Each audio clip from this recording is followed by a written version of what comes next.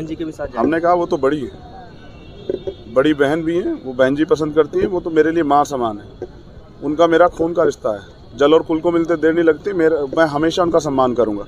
अगर उनको मेरे जीवन की जरूरत पड़ेगी तो बहन जी एक बार कह के देखे, चंद्रशेखर आजाद अपना जीवन भी कुर्बान कर देगा, क्योंकि हम तो आंदोलन के सिपाही हैं। माँ की तरह मानते हैं आप? हाँ बिल्कुल, वो मानती हैं बेटे की तरह? माँ भी नाराज हो जाती कभी कभी बेटे से, लेकिन मेरा आशंका, डरते तो हम मुख्यमंत्री से भी नहीं है, दामाद है। क्या मनीष गुप्ता हत्याकांड में उनका रोल आप लोगों ने नहीं देखा कि वो परिवार को डरा रहे थे? क्या हाथरस में प्रशासन का रोल आपने नहीं देखा? तो अपने चहितों को यहाँ बिठाया गया, उनको हटाना पड़ेगा, इसलिए अपने एप्लीकेशन की थी, क्योंकि चुनाव आयोग कहता है कि फ्री इलेक्शन होना चाहिए, फेयर इलेक्शन होना चाहिए, कोई दबाव नहीं होना चाहिए। तो जब यहाँ मुख्यमंत्री के चहीते एसएसपी बने बैठे हैं, डीएम बने बैठे हैं, तो क्या यहाँ फेयर इलेक्शन हो जाएगा? मैं नहीं मानता, इसलिए मैंने कहा कि उनको हटाना चाहिए। लेकिन आज तक एप्लीकेशन पे कोई बात नहीं हुई। मेरी आशंका है, और मुझे आज भी आशंका है कि मुख्यमंत्री अब क्या पता जो है आरओ साहब को फ़ोन करें, डीएम साहब को कि करो कैंसिल नॉमिनेशन, क्योंकि सामना तो कर नहीं सकते। सामना करते तो देखो हालात क्या है, बीजेपी के विधायक एमपी जाते हैं, पिट के आते हैं क्षेत्र में से। ये विकास किया है। लोग तो कहते हैं कि हम राम की तरह उनको पूजते हैं, तो फिर क्या लगता है क्यों आपको वोट देंगे? और कुछ लोग ये भी कह रहे हैं कि ये टीआरपी के लिए आप आए हैं। अच्छी बात है ना। देखिए, आप जो कहते हैं वो आपको स्वीकार, मैं आपके लोकतंत्र की जो आपकी अभिव्यक्ति आज़ादी उसका हनन नहीं कर सकता हूँ। लेकिन एक सच ये भी, लोगों ने तो हो सकता है उनको राम ही समझा था, लेकिन उनके कर्म जो है ना वो राम जैसे नहीं निकले। आप समझ रहे?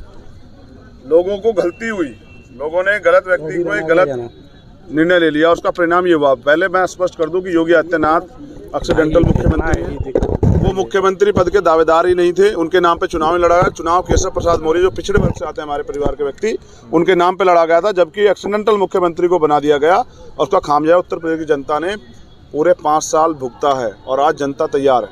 अगर बीजेपी ने विकास किया है तो ये जो सरकारी मशीनरी बेची है उस पर वोट क्यों नहीं मांगती बीजेपी? ये तमाम तरह से जो जुल्म जाति अन्याय अत्याचार किया, किसानों के लिए कानून लाए थे, उन पर क्यों नहीं वोट मांग रहे हैं? आप मांगो ना, जो आपने काम किया है उस पर मांगो। रोजगारों पे, जो नौजवानों पे जो लाठियां बजे उस पर मांगो रोजगार। 69 शिक्षक भर्ती में जो आरक्षण घोटाला किया, जिसमें मैंने कहा मुख्यमंत्री जेल जाएंगे अगर हम सरकार में आएंगे, तो उन पे मांगो सर आप वोट। आप मांगो अपने नौजवानों के जो है ना, जो बदन से जो है ना उनका मांस भी उतार दिया पीट के रोजगार मांगने, उस पर मांगो।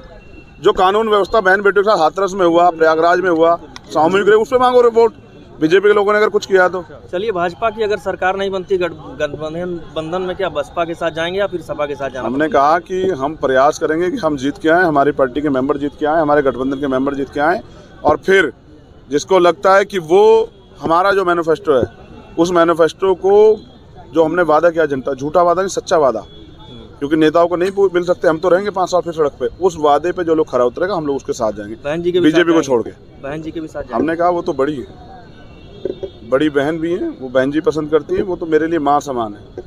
उनका मेरा खून का रिश्ता है, जल और कुल को मिलते देर नहीं लगती। मैं हमेशा उनका सम्मान करूंगा। अगर उनको मेरे जीवन की जरूरत पड़ेगी तो बहन जी एक बार कह के देखे, चंद्रशेखर आजाद अपना जीवन भी कुर्बान कर देगा, क्योंकि हम तो आंदोलन के सिपाही हैं। माँ की तरह मानते हैं आप? हाँ बिल्कुल। वो मानती हैं बेटे की तरह? माँ भी नाराज हो जाती कभी कभी बेटे से, लेकिन मेरा काम है कि मैं बड़ों का सम्मान करता हूँ। जब तक जीवन रहेगा करूँगा। नीतियों की वजह से विरोध है, वो मैं अपने पिता से भी विरोध करता था, माँ से विरोध करता था, और जो भी नीतियों के विरोध में उससे कहता रहा। धन्यवाद।